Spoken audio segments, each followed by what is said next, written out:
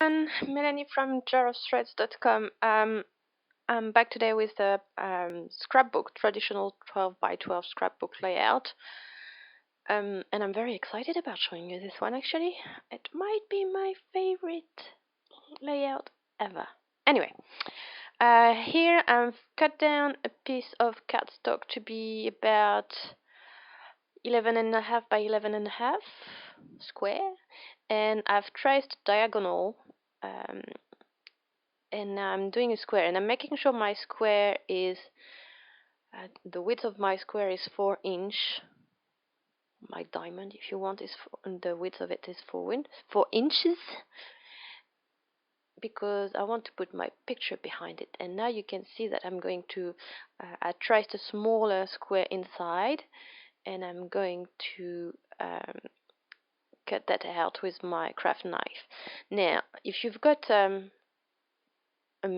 machine like Silhouette, Cameo, or anything that can, do that for you, then great, use that. I don't, so I'm doing it all by hand, and it's a little bit time consuming. No, it's not a little bit time consuming, it's very time consuming. So here you can see what I'm going for, and I'm going to make more of those square windows. And I think I'm going to show you a little bit more how I made the second one, and then I think I will do most of them. Here you can see that I check where the 4 inch mark is, because my pictures are 4 inch wide, so I want to make sure that I don't make windows that are bigger than my picture, otherwise they're just going to float, and that's going to be a bit weird. So yeah, in the end I think my squares diamond thing shape maybe 3 3/4 inches wide, something like that, just under 4 inches. And here you can see what I'm going for. So it's a big, and I'm checking that I'm happy with that, and I am. And I'm going to I'm only going to use, I'm going to use 2 pictures on this page. Those pictures are nearly 10 years old. They're from February 2006, and I took them with my DSLR at the time, but I took them very early in the morning. As you can see, they're sunrise picture. Well, maybe you didn't know, now you know. So they're very dark in the foreground and very light in the background. Anyway, back to me cutting pieces of paper. Here I'm doing small squares. I think those squares are 1 inch and 1/8, and I've cut a bunch of them. Anyway, moving on. Here I've got a piece of watercolor paper, and I'm trying out my Inktense pencil to see which one works best for the effect I want to do. I want to do like a sunrise kind of colors, and I used pink carmine, cadmium yellow, I think there's a lemon zest yellow, something like that, and iris blue. And I'm using gesso to activate my Inktense. If you don't know what Inktense pencils are, they're a kind of watercolor pencil, but watercolor pencil make watercolor paint. Inktense make ink, so they don't move at all once they've been fully activated. Anyway, this is another piece of watercolor paper which I've cut down to 11 3/4 by 11 3/4 inches, and I'm doing my sunrise. Oh, it's lemon sherbet. I remembered now. And I'm using gesso to activate it, to give it a milky kind of look. You can use water. It works just well with water. And another thing you can use is baby wipes. I might do that another time, use baby wipes to show you guys. And you can do that if you don't have any Inktense pencil. Use what you've got. Use your watercolor paints. Use your watercolor pencil. I know a lot of guys got the Prima Marketing watercolor pencil. They've been very popular, so use that if you've got them. And if you don't have them, use whatever paint you've got. I love Inktense pencil, but don't go out to buy them if you've got something that you love using, because they're quite pricey. To be honest, I think I pay about $3 a pencil. I buy them one by one. I've got about half a full set. I say I've got 30 something, and there are 72 colors in total. So I'm adding more gesso to make it a bit whiter, and here I've added too much, so I'm using a baby wipe and lifting some gesso off, and that's my background done, and it's going to dry. And I'm sorry I forgot to hit the record button. All I'm doing here is I'm placing my pictures behind the window, and I'm making ticks to know where I need to cut, and I need to cut towards the center of the picture. I know that, to make sure that um, it doesn't pick through the other windows. And it's a bit scary to cut pictures that are 10 years old and that you don't have the files. Um, I, I'm pretty sure I don't have any backup for those pictures. At the same time, they're not the best picture ever because because of the contrast and the very dark foregrounds. I still love them. It's the feeling of them. Then I remembered being on this walk very early on February morning. It was freezing cold, and here I've glued myself to my mat. So from now on, I'm going to use my craft mat under that. So all I'm doing is putting some double-sided tape around my window so I can glue my pictures. And you really need to leave. The reason why I left so much space around my pictures is that I needed some space to glue my pictures. Does that make sense? And I'm just jumping a little bit because that was peeking through.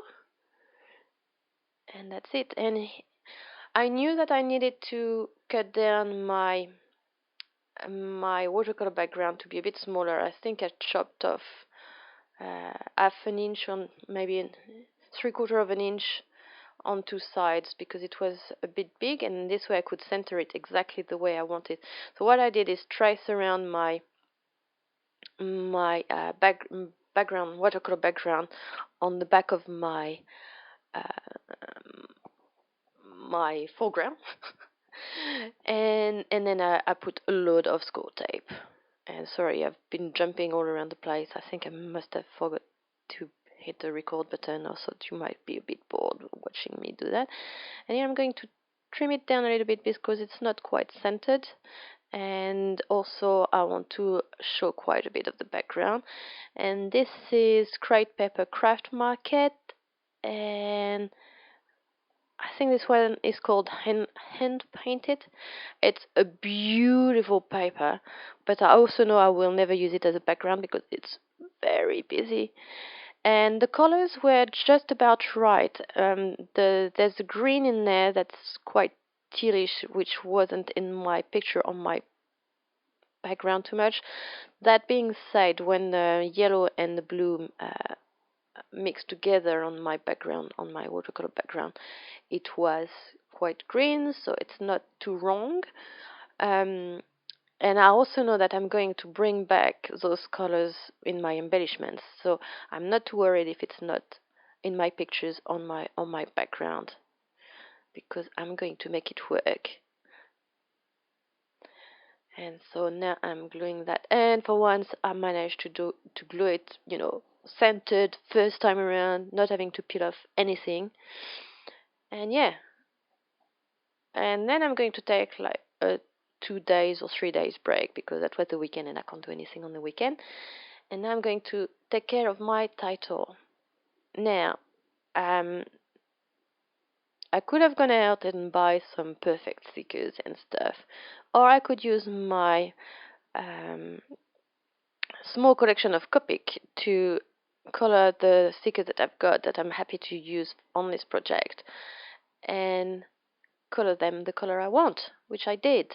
I can't remember the name of the blue Copic I used, but it takes a while to dry on the foam. Those are foam stickers, so it takes a while to dry. That's what I was testing, but it did dry. And my title is going to be Morning Love. If you're English or you've been to the UK,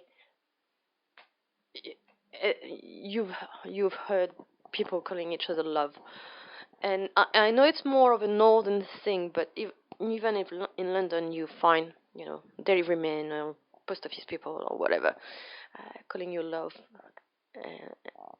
and the first few times it's disconcerting, and then you get used to it. So here I'm using my Data Rowney, I think, acrylic inks. You could use Heidi Swap, Color Shine, or any kind of mist you've got. Those are actually flat colors. There's no iridescence in them. And the color I've used are turquoise and yellow ochre. And the yellow ochre is actually the exact orange that's in the flower in the background. And I was really pleased with that. And I'm going to put my stickers down now that my ink splatters have dried. I've dried them with my heat guns, by the way, but I did that off camera because I'm trying to keep this video short and sweet. I can't really do short videos, but we try. We try. And yeah, here I'm lifting up my page because I can see that I'm going up. And I'm a bit happier once I've moved them down a little bit. I can't glue things, straight. It doesn't happen. Sorry, it's a bit blown out because of the white on a lot of white on my table. And I'm going to add a little apostrophe here. And those are die cuts. Now I've used paper Smooches heart die cuts and Simon Says stamps tiny circles die cuts. You don't have to use those. You could use whatever craft punch, or even for the circles you could use an office punch. That works just as fine. And I've made a bunch of them from the scraps of the watercolor paper, of the watercolor background paper thing anyway, and of the craft market background frame thing. And that's how I'm going to bring my color in. And so I'm going through my little circles and I'm just sprinkling them all over the page to get them placed randomly. I try placing them here and there, but it was looking not natural, so I'm just sprinkling them, and I'm going to tidy them up a little bit, put them in clusters of 3 because I like that better, but the placement is quite random. And I'm also when I'm going to change. Here I've got 3 yellows, so I'm going to replace it with a yellow and a blue and stuff like that, but I'm trying to keep the placement random. And I'm sorry this is off camera. I realized after I'd finished that, I'm off camera here. All I'm doing is arranging colors and stuff. I'm going to move it down in a minute. So I'm quite happy with that. And here it is. So off camera I've glued them down with Ranger Multi-Matte Medium, and then I've added some solitary circles here and there to balance the page, so you can have a quick look. And I'm so pleased with how it turned out. I really, really love this page. And at the bottom I've added my journaling. I wasn't sure if I was going to add journaling, but I decided to, and I'm just saying that in February 2006 I spent a week-long holiday in London, and that reinforced my feeling that I needed to move to London, and I really love the sunrise walks on the South Bank. So yeah, that's it for today. I hope you guys have a nice week, and I'll see you soon with Project Life. Have a nice week, everyone. Bye bye.